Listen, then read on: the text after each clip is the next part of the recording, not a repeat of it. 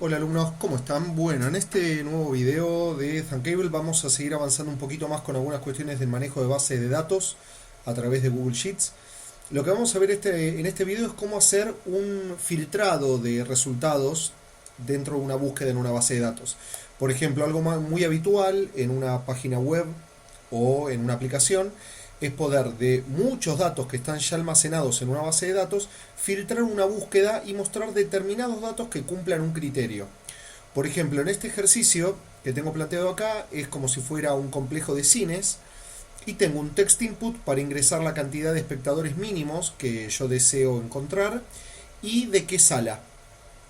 Automáticamente yo al completar estos dos criterios, al clicar en el button que tengo acá, me va a mostrar el listado de películas que cumplan este criterio. Obviamente ustedes pueden programar el listado para que muestre el resultado con otro tipo de datos, siempre que esos datos estén vinculados con el cumplimiento de estos criterios. ¿Sí? Es por ejemplo con Mercado Libre, Amazon o cualquier sitio, incluso una página de cines que ustedes quieran filtrar por temática de la película, por ranking, por cantidad de espectadores que la hayan ido a ver. Es exactamente la misma lógica. ¿Cómo vamos a trabajar de esta manera? Recuerden siempre que esto ya lo hemos visto con videos anteriores de manejo de base de datos. Si no los vieron, les recomiendo que los miren. Cargamos la base de datos.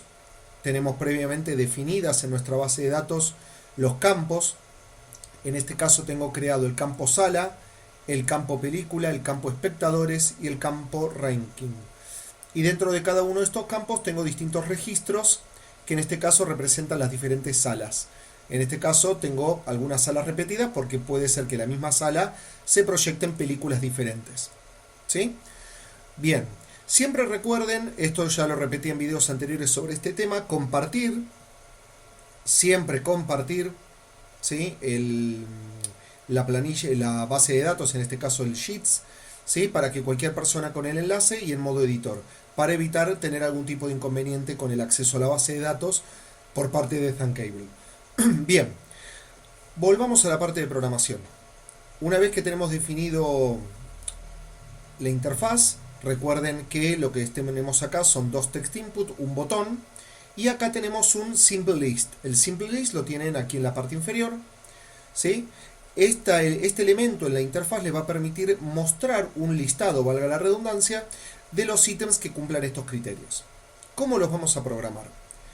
Lo primero que tenemos que hacer es crear una variable que represente al listado. Entonces vamos a colocarle, por ejemplo, lista películas. Vamos a ponerlo así. Lista películas. A esta variable, como va a representar una lista, vamos a ir a la categoría list y le vamos a decir que esta variable representa una lista vacía. Esto es para inicializar la variable. Luego vamos a crear otra variable que la vamos a utilizar para ir recorriendo nuestra base de datos, que va a ser una variable de tipo numérica. Vamos a ponerle cantidad películas, por ejemplo, y vamos a inicializarla en un valor numérico en 0. Luego ya vamos a ver esta variable para qué la vamos a utilizar. Pero esta variable es clave para utilizar dentro del ciclo de repetición, para ir saltando de registro en registro a lo largo de la base de datos. Por ejemplo, vamos a empezar primero a programar el botón. Vamos a decir que al presionar el botón, primero, antes que nada, vamos a setear la variable lista de películas nuevamente en 0, en vacía, más que nada por si ya lo habíamos ejecutado anteriormente el botón. Si el botón ya lo habíamos presionado antes, esta variable que actúa como lista ya puede tener datos almacenados. Entonces estaría bueno que por cada vez que cliqueamos de nuevo el botón, esa lista se vacíe. ¿Sí? Bien. Ahora, también por las dudas, vamos a dejar la variable cantidad de películas en 0. También por la misma causa. Perfecto. Y ahora sí vamos a crear la estructura de repetición. La estructura de repetición es clave para poder ir examinando la base de datos. ¿Por qué? Porque lo que nosotros tenemos que hacer es automáticamente hacer que inspeccione un registro, otro, de manera automatizada. ¿Cuántas veces? La cantidad de veces como filas tenga nuestra base de datos. O dicho de otra manera, según la cantidad de sus registros. En este caso, vamos a ir a la parte de Data Sources y aquí vamos a utilizar el bloque Number of Rows. Entonces nuestro ciclo de repetición se va a repetir una cierta cantidad de veces, acorde a que a la cantidad de películas que tenga registrada nuestra base de datos. Recuerden que acá les va a aparecer el nombre de la base de datos. En mi caso, la base de datos se llama películas, ¿sí? Pero acá les va a aparecer el nombre de la base que ustedes utilizan. Cada vez que este ciclo dé vueltas y se vaya repitiendo, yo lo que tengo que ir haciendo es a la variable cantidad de películas, la tengo que ir incrementando de uno en uno. ¿Por qué? Porque yo lo que tengo que hacer luego es, esto es muy similar a lo que hemos visto en videos anteriores de este tema. Miren, yo lo que tengo que hacer acá es preguntarme si cada uno de los registros que voy a ir inspeccionando cumplen los criterios que estén escritos en el text input de aquí, ¿sí? Entonces, ahí tengo que utilizar sí o sí un condicional, porque me tengo que preguntar si determinado dato cumple los criterios indicados por el usuario. En este caso, entonces, vamos a agregar los bloques de logic y podemos preguntarnos. Vamos a hacer comparación con dos atributos. Entonces vamos a utilizar el AND. El AND es optativo, ¿sí? Ustedes pueden utilizar directamente un operador lógico simple para verificar el cumplimiento de un criterio, pero si quieren verificar el cumplimiento de más de un criterio, deberían usar el AND. Ahora, lo que vamos a plantearnos es, por ejemplo, que la cantidad de espectadores sea mayor o igual a determinada cifra, vamos a poner el símbolo de mayor o igual, y que al mismo tiempo la sala ingresada por el usuario sea igual a una que esté registrada en nuestra base de datos. Para eso entonces tenemos que comparar una cosa con otra. Tenemos que comparar lo que está en nuestra base de datos, que lo obtenemos desde Data Sources, de qué manera obtengo el valor de mi base de datos películas en la hoja 1 y a su vez en el campo sala. Pero yo acá como voy a comparar si es mayor o igual a algo, no voy a preguntarme si el número de sala, voy a preguntarme si la cantidad de espectadores va a ser mayor o igual a algo, ¿sí? Pero antes de pasar a eso, acá hay algo central, algo muy importante, más que nada para que comprendan. Yo lo que voy a obtener es el valor de mi base de datos películas, de su hoja 1 y del campo espectadores, pero de un row ID específico, de un número de fila, de un número de registro en particular. Pero como este número no puede ser siempre el mismo y tiene que ser un número variable y creciente. ¿Por qué creciente? Porque yo voy a ir saltando de la fila 1 a la 2 a la 3 de manera automatizada a medida que el repeat da vueltas. Entonces, ¿qué variable dentro del repeat va a ir incrementando su valor por cada vuelta que dé el ciclo? Esta. Recuerden que el change lo que hace es incrementarle el valor a una variable según el número que le pongamos nosotros. Esta variable, por cada vuelta que da el repeat, aumenta de uno en uno. Entonces, esta variable nos va a servir como un comodín para poder hacer que este if vaya evaluando distintas filas por cada vuelta que dé el ciclo de repetición. Primero va a arrancar con la fila número 1, porque esta variable en la primera vuelta que dé el repeat va a valer 1. En la segunda vuelta que dé el repeat, como va a volver a incrementarle en 1 el valor, va a inspeccionar la fila 2. Cuando esto se vuelve a repetir, esta variable se le suma 1, por lo tanto esta variable va a valer 3.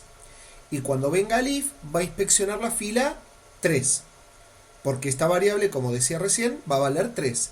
Esta variable, por culpa de este bloque, va a ir incrementando su valor de 1 en 1 por cada vuelta que dé el repeat. Ahora, planteada ya esta lógica, duplicamos este bloque y lo podemos volver a utilizar acá, pero nos vamos a preguntar, en vez de los espectadores, vamos a comparar la sala. ¿Contra qué vamos a comparar estos dos bloques? Contra lo que escribió el usuario, y lo que escribió el usuario está en los text input.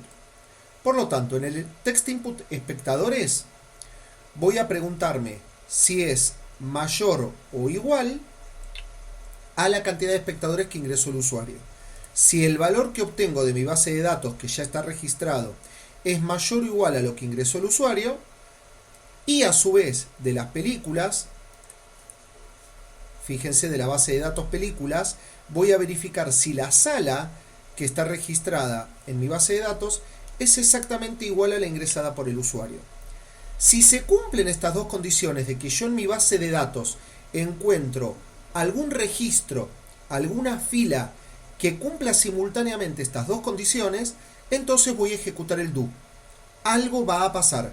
Si se cumple esta coincidencia con los dos parámetros simultáneamente, algo voy a hacer.